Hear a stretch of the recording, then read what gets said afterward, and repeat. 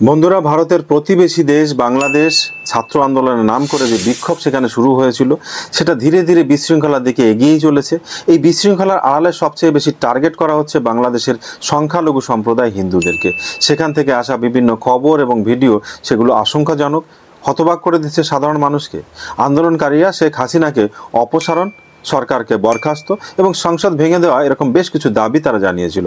এই দাবিগুলোর প্রায় সমস্তগুলো মেনে নেওয়া হয়েছে, কিন্তু তারপরেও বাংলাদেশের হিন্দু মন্দিরগুলো ভাঙা হচ্ছে, হিন্দু মন্দিরগুলোকে টার্গেট করা হচ্ছে, হিন্দুদের সম্পত্তি লুট করা হচ্ছে, তাদের সঙ্গে অভদ্রতা করা হচ্ছে, হিন্দুদের পিটিয়ে পিটিয়ে মারা হচ্ছে এবং অনেককে এর মধ্যে লিঞ্চিং করে হত্যা পর্যন্ত করা হয়েছে। এটি দেখে মনে হচ্ছে আসলে আন্দোলন ছিল অজুহাত, হিন্দুরা ছিল মূল লক্ষ্য। বন্ধুরা, আপনারা দেখছেন সুমন্ত আনপ্লাগড, আমি সুমন্ত। চলুন এ বিষয়ে আরও কিছু তথ্য আমরা জানি। আসলে জামাতে ইসলামী, যেটাকে শেখ হাসিনা নিষিদ্ধ করেছিলেন, সেই সংগঠন এবং কট্টরপন্থী কিছু গোষ্ঠী পুরো বাংলাদেশে প্রভাব বিস্তার করেছে। যদিও সেনাবাহিনী দাবি করেছে যে তারা সহায়তার জন্য বেশ কয়েকটা ফোন নম্বর প্রকাশ করেছে, তবে কতজন হিন্দু এ পর্যন্ত সাহায্য পেয়েছেন তা নিশ্চিত করে বলা কঠিন। বর্তমানে পাওয়া খবরে জানা গেছে প্রায় 10টার বেশি মন্দির হয় আগুনে পুড়ে গেছে, অথবা সেখানে যে মূর্তি বা বিগ্রহ রয়েছে সেগুলোকে সম্পূর্ণভাবে ধ্বংস করা হয়েছে। শত শত হিন্দু বাড়িতে হামলা হয়েছে। এটি বাংলাদেশে ক্রমাগত ঘটেই চলেছে। আর আশ্চর্য লাগে, এটা সেই বাংলাদেশ যার স্বাধীনতার জন্য ভারতের বীর জওয়ানরা আত্মত্যাগ করেছিলেন। আজ সেই বাংলাদেশে হিন্দুরা নরক যন্ত্রণা ভোগ করছে। যদিও বাংলাদেশের সংবিধানে ধর্ম নিরপেক্ষ বা সেকুলার কথা বলা হয়ে থাকে, কিন্তু সেই সংবিধান শুধু একটা কাগজের টুকরোতে পরিণত হয়েছে আজ। কারণ হিন্দুদের না সংবিধান রক্ষা করতে পারছে, না ধর্ম নিরপেক্ষতা তাদের সুরক্ষা দিতে পারছে। বাংলাদেশ পুরোপুরি জিহাদিদের হাতে চলে যাচ্ছে বলে মনে করা হচ্ছে। দাবি করা হয়েছিল যে এই আন্দোলন ছাত্র আন্দোলন, ছাত্ররা এই আন্দোলন করছে, যারা একজন একনায়ক প্রধানমন্ত্রীকে অপসারণ করেছে। কিন্তু সত্যিই কি ছাত্ররা জাতির পিতা তার মূর্তি ভাঙতে পারে? তারা কি জাতির পিতার মূর্তিতে মূত্রত্যাগ, পেচ্ছাপ করতে পারে?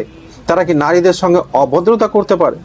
প্রশ্ন হলো, সত্যি কি ছাত্ররা তাদের প্রতিপক্ষকে মেরে উল্টো করে ব্রিজের উপর ঝুলিয়ে দিতে পারে?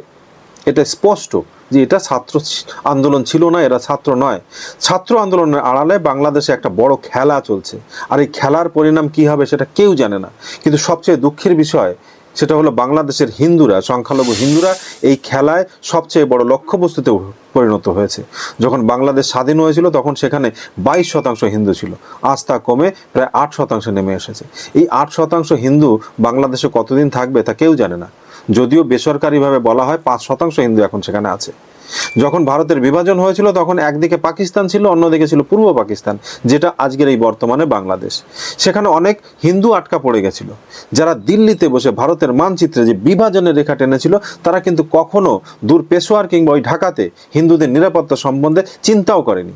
যারা বিভাজনের কাগজে সই করেছিল তারা কখনোই ভাবেনি হিন্দুদের ভবিষ্যৎ কি হবে। পণ্ডিত জওহরলাল নেহরু, আমাদের ভারতের প্রথম প্রধানমন্ত্রী, 1947 সালের 15 আগস্ট তার যে বিখ্যাত স্পিচ নিয়তি থেকে সাক্ষাৎ বা ট্রাস্ট উইথ ডেস্টিনি নামে তার প্রথম যে ভাষণ, তখন তিনি বলেছিলেন যারা স্বাধীনতার আনন্দ উদযাপন করতে পারছেন না, যারা পাকিস্তানের দুই প্রান্তে আটকে গেছেন, তাদের জন্য আমরা সবসময় ভাববো। কিন্তু আজ যারা আটকে গেছেন তাদের জন্য আমরা কি করছি? আমরা ভারতবাসীরা কি করছি? আজ দেশে এই প্রশ্নগুলো উঠছে এবং বারবার উঠবে। যদিও কেন্দ্র সরকার পুরো পরিস্থিতির উপর নজর রাখছে বলে দাবি করছে। আজ সারাদিন বৈঠকের ধারা অব্যাহত ছিল। সরকার পক্ষ থেকে সমস্ত বিরোধী দলগুলোকে ডাকা হয়েছিল। সংসদ ভবনে বিদেশমন্ত্রী এস জয়শঙ্কর, তিনি এই বিষয়ে সরকারের অবস্থান তুলে ধরেছেন। ভারত এই পুরো বিষয়টার উপর নজর রাখছে। ভারত যা করতে পারে তা অবশ্যই করবে। ভারতে কিছু শক্তি রয়েছে যারা বাংলাদেশে হিন্দুদের নিশানা করে যে দাঙ্গা চলছে সেটাকে সেলিব্রেট করছে। ভারতে এমন শক্তি রয়েছে যারা এটাকে উদযাপন করছে, মনে করে বাংলাদেশে যা ঘটেছে তা ভারতেও ঘটা উচিত। এইসব লোকেদের দেখে আমার মনে পড়ে যায় জেনারেল বিপিন রাওয়াতের একটা কথা। তিনি বলেছিলেন, ভারতকে সব সময় আড়াই ফ্রন্ট যুদ্ধের জন্য তৈরি থাকতে হবে। একটা হচ্ছে চীন, একটা হচ্ছে পাকিস্তান, আর অন্য যে আধা ফ্রন্ট সেটা হচ্ছে ভারতের অভ্যন্তরে থাকা সেই সমস্ত ভারতীয় যারা ভারতের ভিতরে বসে ভারতের বিরুদ্ধে বিষ ছড়ায়। এইসব লোকেরা ভারতে থেকে বাংলাদেশে যা ঘটছে তা উপভোগ করছে এবং আশা করছে যে বাংলাদেশে যেটা ঘটছে সেটা ভারতবর্ষেও ঘটুক, এখানেও ঘটুক, যেন তারা গণতান্ত্রিক পদ্ধতিতে যে ক্ষমতা পায়নি তা বিশৃঙ্খলার মাধ্যমে অর্জন করতে পারবে, এমনটা তাদের দাবি। এর আগে আজকের এই বিষয়ে অল পার্টি মিটিং হয়েছে, তারপর বিদেশ মন্ত্রী কি বলেছেন তা আমরা একবার একটু শুনে নেব। As honorable members are aware, India-Bangladesh relations have been exceptionally close for many decades over many governments. Concern about recent violence and instability there is shared across the political spectrum. Since the election in January 2024, there has been considerable tension, deep divides, and growing polarization in Bangladesh politics. On 5th August, demonstrators converged in Dhaka despite the curfew. Our understanding is that after a meeting with leaders of the security establishment, Prime Minister Sheikh Hasina apparently made the decision to resign. At very short notice, she requested approval to come for the moment to India. We simultaneously received a request for flight clearance from Bangladesh authorities. She arrived yesterday evening in Delhi. We are in close and continuous touch with the Indian community in Bangladesh through our diplomatic missions. There are an estimated 19,000 Indian nationals there, of which about 9,000 are students. The bulk of the students, however, have already returned to India in the month of July on the advice of the High Commission.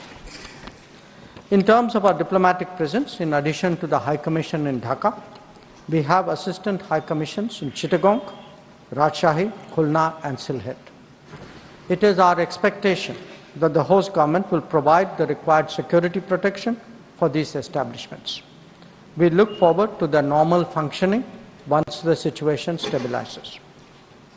Chairman, sir, we are also monitoring the situation with regard to the status of minorities. There are reports of initiatives by various groups and organizations to ensure their protection and well-being.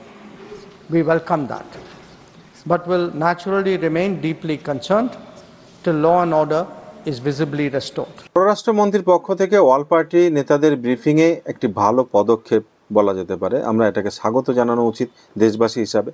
আমরা জাতীয় নিরাপত্তা এবং আমাদের নাগরিকদের নিরাপত্তা নিয়ে সম্পূর্ণভাবে সরকারের সঙ্গে আছি বা থাকা উচিত। বাংলাদেশে যা ঘটছে তা অত্যন্ত দুঃখজনক। এটা শুধু একটি অযোগ্য সরকারকে উৎখাতের বিষয় ছিলই না, এর চেয়ে অনেক গভীর কিছু ষড়যন্ত্র বলে মনে হচ্ছে। আমাদের নাগরিকদের নিরাপত্তা এবং আমাদের সীমানায় যে নিরাপত্তা তা খুবই গুরুত্বপূর্ণ। আমি পুরোপুরি নিশ্চিত যে আমাদের সরকার এবং মন্ত্রী জয়শঙ্কর পুরো ঘটনার উপর নজর রেখেছেন এবং আমার বিশ্বাস এই বহুস্তর বিশ্লেষণ বুঝে আমাদের সরকার যে সিদ্ধান্ত নেবে আমরা দেশবাসীরা তার সাথে থাকব। বাংলাদেশে যা কিছু ঘটেছে তাতে সবচেয়ে বেশি অসুরক্ষিত হচ্ছে হিন্দু ভাইরা। প্রায় 1,30,00,000 হিন্দু রয়েছে সেখানে এবং যেভাবে আমাদের মন্দিরগুলো পুড়িয়ে দেওয়া হয়েছে, কালী মন্দির পুড়িয়ে দেওয়া হয়েছে, ইস্কন মন্দির পুড়িয়ে দেওয়া হয়েছে, 2 জন হিন্দু কাউন্সিলরকে হত্যা করা হয়েছে, বাকি হিন্দুদের লিঞ্চিং হচ্ছে, প্রায় 27টা জেলায় হিন্দুদের উপর হামলা অব্যাহত রয়েছে। এমন পরিস্থিতিতে পুরো হিন্দু সমাজ অসুরক্ষিত। এতে পুরো ভারতের হিন্দুরা ব্যথিত হবে, এটাই স্বাভাবিক। তাহলে ভালো বিষয় হলো অল পার্টি মিটিংয়ে সমস্ত রাজনৈতিক দল, সরকার এবং বিরোধী দল এক জায়গায় ছিল, এক দৃষ্টিভঙ্গিতে ছিল, একসাথে বলেছিল যে সরকার পরিস্থিতির উপর নজর রাখছে এবং তারা যা করবে, সরকার যা করবে তার সঙ্গে রাজনৈতিক দলগুলো একসঙ্গে থাকবে। কিন্তু কিছু রাজনৈতিক দলের নেতারা, যাদের প্রতি আমি শুরুতে ইঙ্গিত করেছিলাম, যারা উস্কানিমূলক টুইট করছে, যেভাবে লোকজনকে উস্কাচ্ছে, তা প্রচণ্ডভাবে লজ্জাজনক। এটা থেকে বিশ্বাস হতে চায় না যে একটা রাজনৈতিক দলের নেতারা যারা অল পার্টি মিটিংয়ে গিয়ে কিছু বলেন এবং ফিরে এসে পার্টির দপ্তরে পৌঁছেই তারা সুর বদলে ফেলেন। কিন্তু এর মধ্যে বাংলাদেশের হিন্দুদের অবস্থা কি?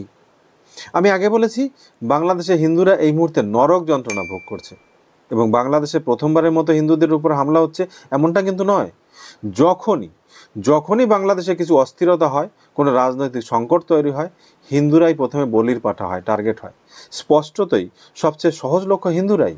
কট্টরপন্থী জামাতি ইসলামী এবং অন্যান্য সন্ত্রাসী সংগঠনগুলো এমন সুযোগ খুঁজতেই থাকে যখন হিন্দুদের টার্গেট করতে পারে। বাংলাদেশের প্রায় 1,25,00,000 হিন্দু যারা এই মুহূর্তে চিৎকার করছে সাহায্যের জন্য, আবেদন করছে সাহায্যের জন্য, পুরো ভারত পরিস্থিতির উপর নজর রাখছে।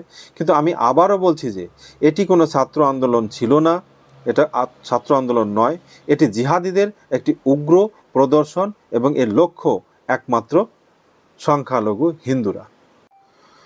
বন্ধুরা, বাংলাদেশে সংখ্যালঘুদের উপরে যে হামলা হচ্ছে, যে বিভৎস অত্যাচার হচ্ছে, সে বিষয়ে আপনার মতামতটা অবশ্যই লিখে জানাবেন।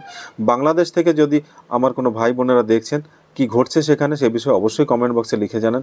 আর ভিডিওটাকে বেশি বেশি করে শেয়ার করে দিন। ভিডিওটাকে যদি ভালো লেগে থাকে লাইক করবেন। শেয়ার করলে কী হবে, বেশি বেশি মানুষ এই বিষয়টা সম্বন্ধে জানতে পারবে। যারা নতুন এসেছেন চ্যানেলে, যারা এখনও সাবস্ক্রাইব করেননি, সেটাকে অবশ্যই সাবস্ক্রাইব করে নেবেন। আর সেই সঙ্গে বেল আইকনটাকে দাবিয়ে দেবেন, যাতে করে আমরা যখনই কোনো ভিডিও আপলোড করছি আপনার কাছে সব থেকে প্রথমে নোটিফিকেশনটা পৌঁছে যায়। ভালো থাকবেন, সুস্থ থাকবেন, দেখা হচ্ছে পরবর্তী ভিডিওতে। নমস্কার।